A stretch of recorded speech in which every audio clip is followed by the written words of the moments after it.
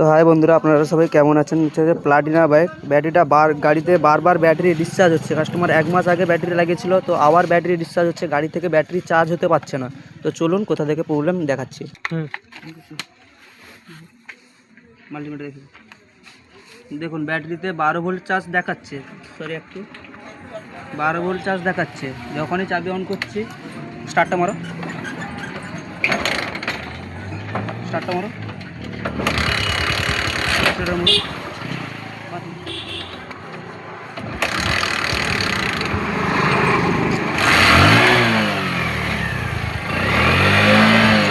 14.5 volt আসার কথা, এখানটায় কখনো 14 আসছে, কখনো আবার 13 এসে থেকে যাচ্ছে, চার্জ হচ্ছে না ব্যাটারি। এখানে 14 এসে আবার 13-12 নেমে যাচ্ছে, ব্যাটারি গাড়ি থেকে চার্জ হতে পারছে না। তো চলুন আউটপুট ইনপুট কোথা থেকে আসছে দেখাচ্ছি। তো আর্মিচার থেকে ব্যাটারিতে চার্জের জন্য লাইন যাচ্ছে নাকি সেটা চেক আপ করবো। তো লাইনের এটা দিয়ে দিই, এদিকে একটু নিয়ে আসো।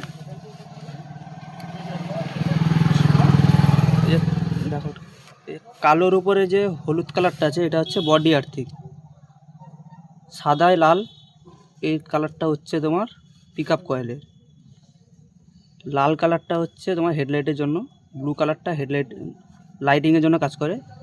আর এই যে ব্লু কালার একটু গ্রিন কালারের মতো লাইনটা আছে, এটা হচ্ছে আমাদের নিউট্রাল লাইট।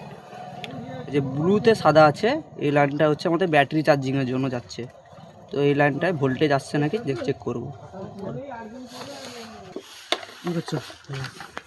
তো এদিকে একটু নিয়ে আসো।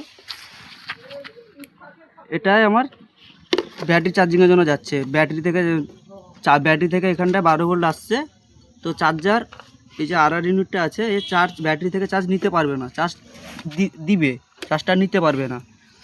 তো এই লাইনটায় আর্মিচার থেকে এখানটায় লাইন আসছে নাকি সেটাই দেখতে হবে আমাদের।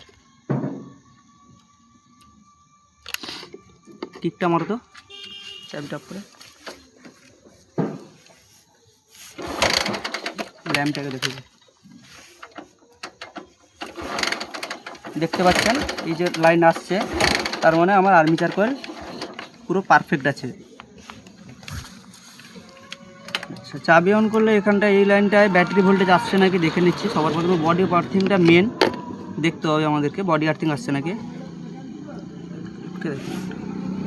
তো এই সাদা লাইনটাও ভোল্টেজ আসছে, তার মানে আমার আরআর ইউনিট ডিস্টার্ব, আরআর ইউনিটটাই চেঞ্জ করতে হবে। তো চলুন আরআর ইউনিট চেঞ্জ করে দেখাচ্ছি। আরআর ইউনিটটা খুলছি আমরা, এটাকে চেঞ্জ করব। আরআর ইউনিটটা আমাদের খারাপ হয়ে গেছে।